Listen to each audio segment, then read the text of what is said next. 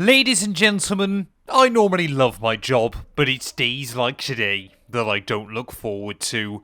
Hello everyone, and welcome back, as you've probably read by the title, to the worst modern F1 game of all time. Yes, today we are jumping in with F1 22. Of course, we've ranked F1 24. That game was alright. We went back on F1 23 a couple of weeks ago.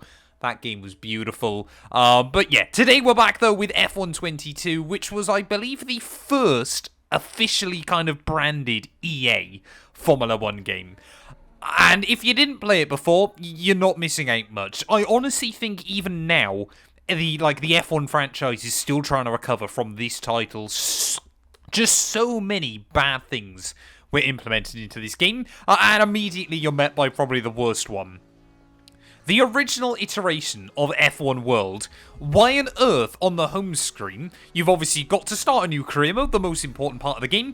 You've got your game settings where you can go in and tweak it, and obviously your accessibility as well, if you're hard of hearing or, you know, you've got issues with blindness, that kind of thing. And the brand shop.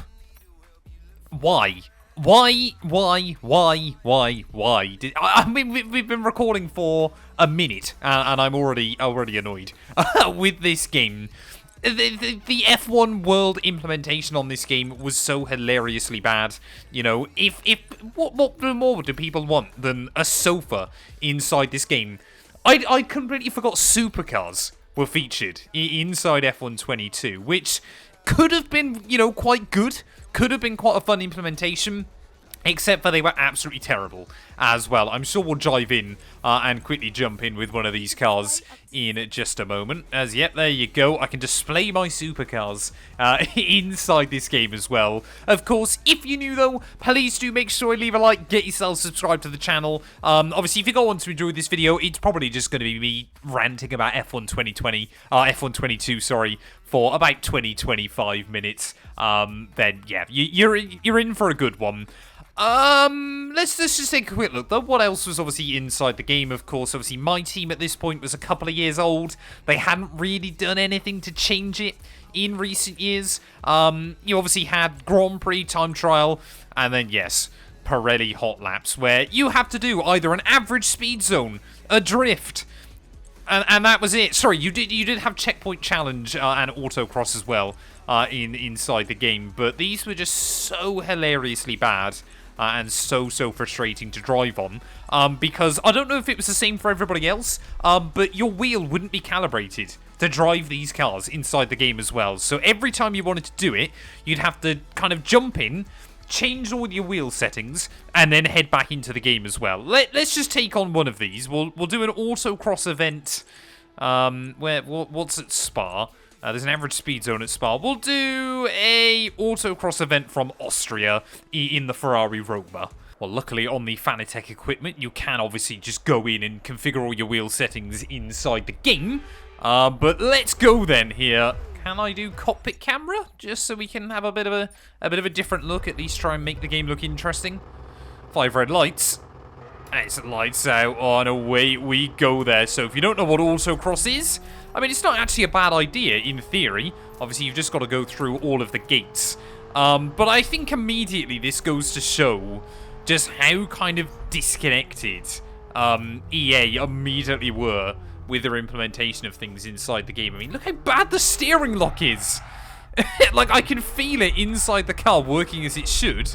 But the game just doesn't show it. Now, yeah, admittedly, the car doesn't sound bad or anything like that, but when we haven't seen any updates to driver career mode now in literally years, and obviously my team at this point was already starting to show its age by F1 22, this was such a pointless thing to implement inside the title. We haven't even got into, well, the biggest problem with F1 22. Also, the cars were near impossible to actually catch a slide unless you were in their drift setting. Like, genuinely, before I jumped in with this, did anybody remember that this was a feature on F1 22? Did anybody play it for more than about a week at the start of the game? I mean, look at that! Why have you got to go so far off the apex? It's so stupid. It's so dumb. Oh, come on. Get the nose in. Get the nose in. It's just got no front end bite either, does it? I mean, They just kind of randomly start drifting. I have no idea how accurate these cars were as well in terms of like their real-world performance and anything like that. But it was such a bad kind of choice and idea, and you know, this was arguably probably one of the better bits from the F1 World implementation inside the game, which, let's not forget, EA are still trying to force on us now. Now, luckily, a lot of the more random rubbish has got rid of. I still beat that challenge by 30 seconds. I got a 10-second penalty. I spanned twice, and we still beat that challenge by 20 seconds here. That is, frankly, rather alarming. One gate missed. Apparently, I can save the full replay. Supercars. Does anybody miss them? I certainly don't. Let's not forget as well then, obviously with that Pirelli Hot Laps implementation inside the game, that replaced classic cars on the F1 games as well. Now, I know a lot of you guys still to this day wish classic cars would return to the F1 series, but yeah, they ditched classic cars on F1 2020 and decided that we wanted those inside the game instead. But anyway, let's head out then. I mean, we did have a couple of interesting things. We had the F1 2023 preview with the Alfa Romeo Sauber car, which was, I guess, a fun little thing to implement. I mean, you could do normal time trial with some of these cars as well, but apparently you need tokens to be able to unlock them, which is just hilarious. Yeah, I mean, you had F2 in 2021 and 2022. I guess, of course, what was quite interesting about this year's game, though, was obviously that the 2021 and the 2022 cars were completely different.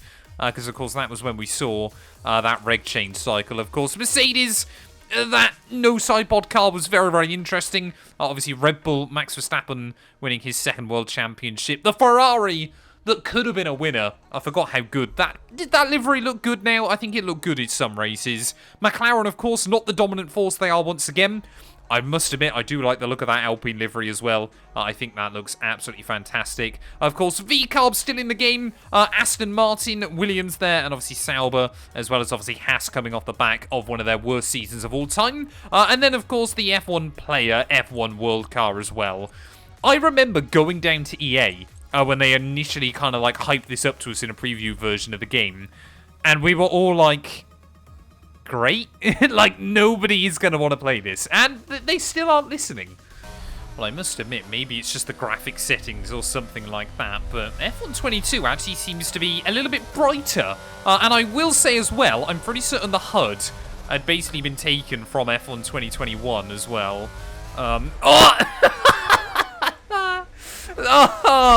That's the problem with F1 22. Right there. Immediately. I was hoping it would take me more than one corner before we immediately showcase the absolute worst thing about this game. Anybody that's kind of seen the older series I do, obviously going back through the F1 games, I do try and make it a bit of a yearly tradition as best as I can for a trip down memory lane. The traction on F1 22 was beyond appalling. Like, so hilariously bad. I don't know why, like, it was never predicted to be the case IRL, especially obviously with the ground effect. Traction was actually meant to be quite good for the most part, but for some reason, EA/Codemasters never got the memo. And I mean, these cars will quite happily wheel spin in 5th and 6th gear if you get it wrong. They were so hilariously bad. I mean, you saw there immediately. I didn't try and go ridiculously on the throttle. I mean, he's trying to break free through the hairpin as well. 4th gear at 120 miles an hour. This car is still trying to break traction, which, you know, unless you do something hilariously crazy, like hit a curb or something like that in a modern F1 car, it's not gonna do that. Like, it just won't do that IRL, which is, again, yeah, like I said, goes to show just how kind of weirdly frustrating it is. Track limits as well. I definitely did not run wide. Whoa! Through that penultimate corner, but you had to short shift these cars so hilariously much. And that was the big thing with it.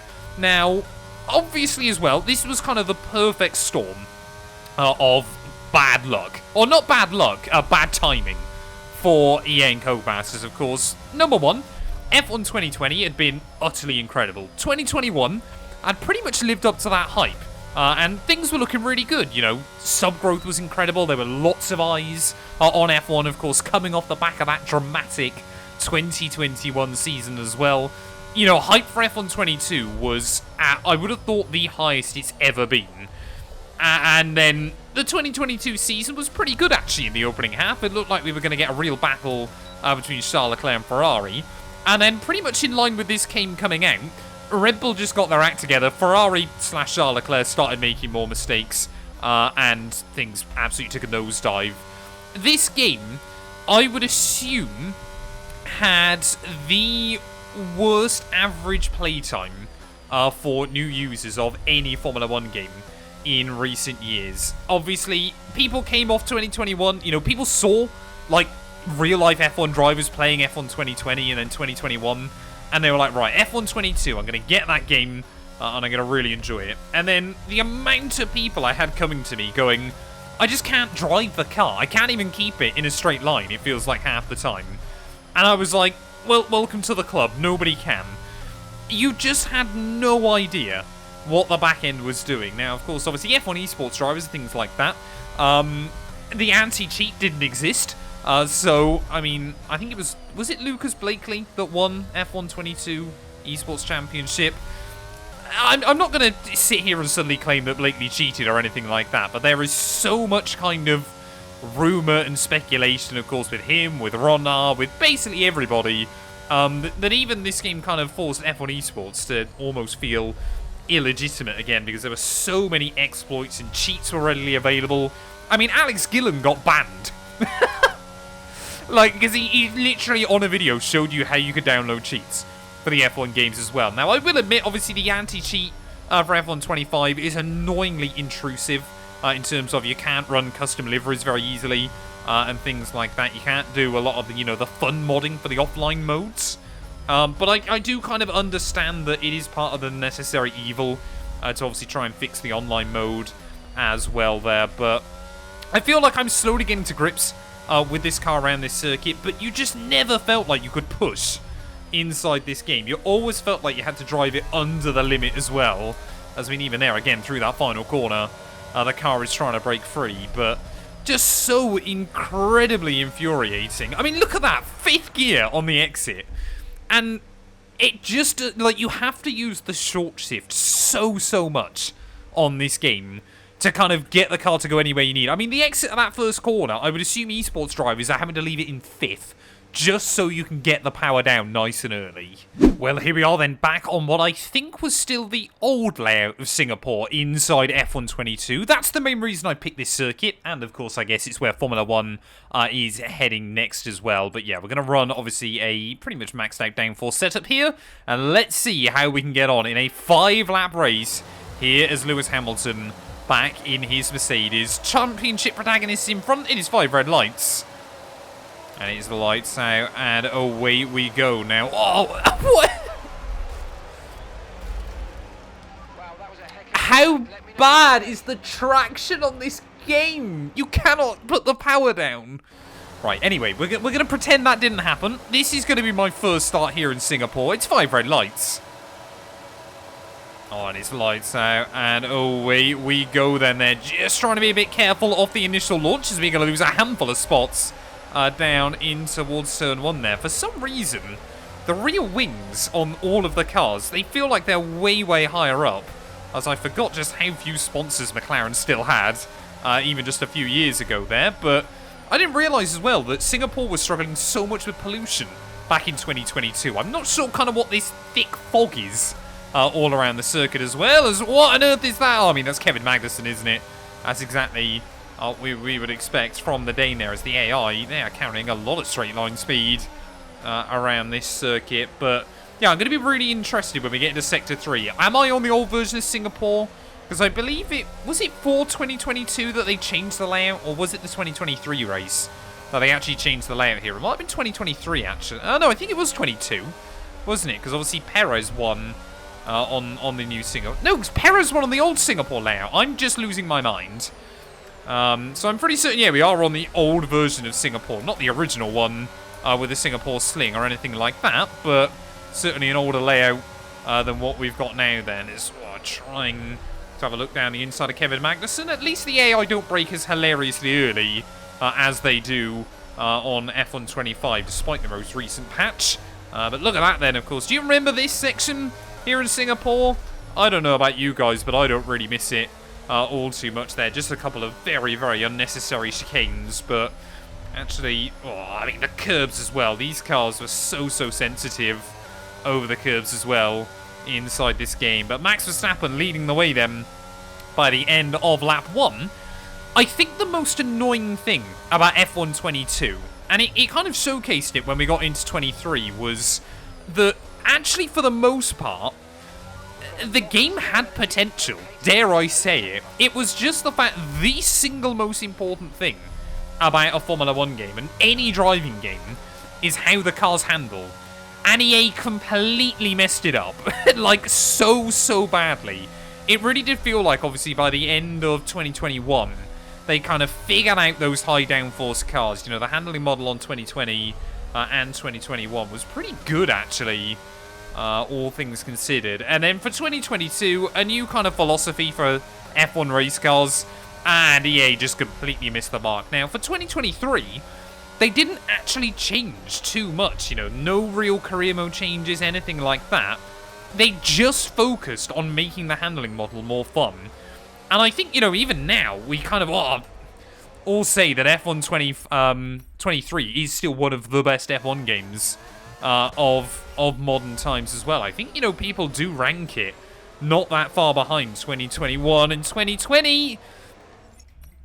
I hate this game. I just hate this game with a passion. I mean, second gear on the exit, I'm using half throttle, and it's still trying to break free. As soon as you short shift it up one gear, it's normally fine, but you have to manipulate the car in such a weird way to try and make it work, as, you know, you would expect a modern Formula 1 car to. I mean, I understand, obviously, these cars are a few years old, and the Mercedes wasn't the best machine that year, but I feel like EA just assumed the cars were going to be way slower than their 2021 counterparts. And I mean, we're seeing in 2025 that lap records are being smashed using the McLaren and things like that around certain circuits as well.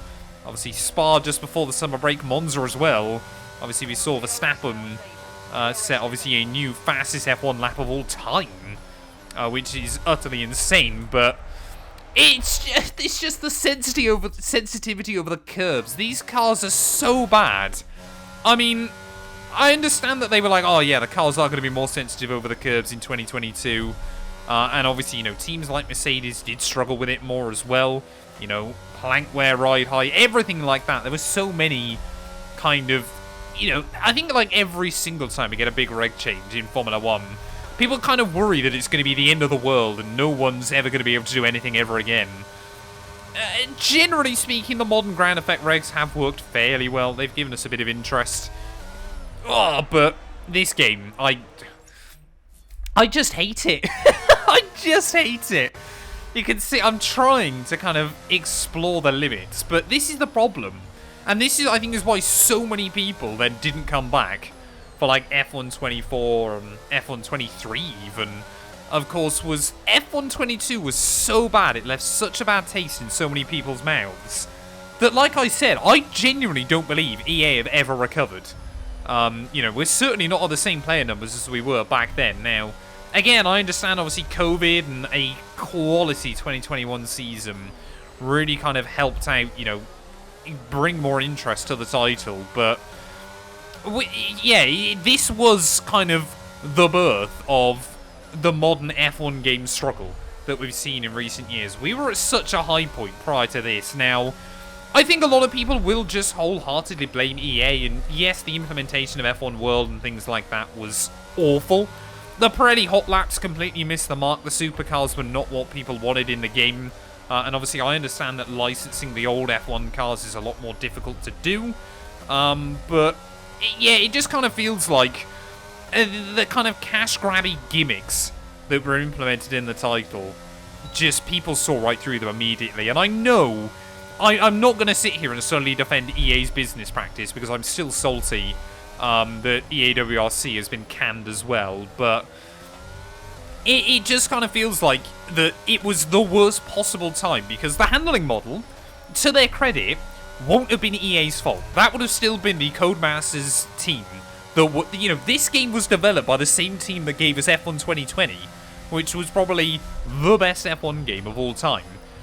And they just completely missed the mark with this one, and I think it was very easy then to suddenly blame it all on EA, saying they messed up the handling model, everything like that. But getting rid of people like David Greco and things like that, and then not really having, proper kind of handling model testers. I think it was on F1 22, wasn't it? The kind of main handling designer for, like, the way the game, obviously the cars drive and everything like that, didn't even have a permanent sim rig. He would bolt his wheel to his desk at home to kind of work out what needed implementing, what needed changing, and everything like that. And it has been a bit of a shame in recent years that we've kind of still seen this just... Yeah, we just never quite got back to the good old days of the F1 games prior to this. Like I said, this was kind of a huge step down that they have never, ever really recovered from as well. And it has been such a shame to see, because of course this was the game that I went full-time on. And obviously, I think we were kind of all expecting that the games would kind of pick back up again. Although, yes, 22 was rough, the numbers stayed pretty good for videos and things like that. But slowly have just started to curtail ever since. Which has easily been the most disappointing part about it. One more lap to go, though. I've got no idea why Mark is so quiet. I believe this was the first game with Mark's implementation as well. Hey, has someone counted how many rewinds I've had to use so far in this race? Because it is hilariously stupid. Now, I get that I'm not the best player in the world or anything like that, but the car should not be breaking free that easily through a corner like that. It's just so bad. Shout-outs as well. Mick Schumacher, of course, they overplayed him in this game. Scored, points twice ever in real Formula 1? And, well, I feel like on F1 22 he was in the points most weekends. Of course, Fernando Alonso had made his return, and was still down at Alpine, of course, in 2022, before, obviously, he went to Aston Martin, obviously, for 2023 after this. But, yeah, this game was just the perfect storm of... I mean... It's a shower of poo, isn't it? It's just so bad. So bad. It just completely missed the mark, didn't it? And I think some people have never forgiven them for it. If they got rid of F1 World and everything like that pretty much immediately, then maybe people would have kind of got back on the hype train, got back on the wagon for 2023. But, I'm going to get a 2-second penalty. And it still spins! How is it still spinning? Why is it still spinning? It's still going. Why is there no grip in this car? Why have they got nothing? It's still going round. I'm having a complete crash out. Look at that! It's still going. It is still going. Max Verstappen takes the victory. Apparently, I've got a collision for a warning for a collision with Joe. Right, what gear do I need to not get wheel spin off of this corner? Let me get the car straightened up. Let me try 6th gear here to see if I can get the car to launch. Right, we'll go 6th gear. Will it go? You can still break traction. Oh my god. Let's just go over to the ranking board. I cannot play this game for another minute. Well, as you can see then, currently obviously on our ranking board, F1 23 is above F1 25 and then at F1 24. Currently the worst game so far we've reviewed. Until now. F1 22, it's a D tier game. I'm not even going to try and have a debate over it or try to kind of talk my thoughts and feelings on it. You guys have just seen that I've recorded this game for half an hour and I've completely crashed out and I'm fed up with it there. It is the worst modern Formula 1 game of all time. That being said, though, if you did play it, if you did enjoy it, or if you hated it as well, let me know your thoughts and feelings down in the comments below. Thank you all so much for watching if you made it to the end, and we will be back very soon when we head back to F1 21. Looking forward to that one.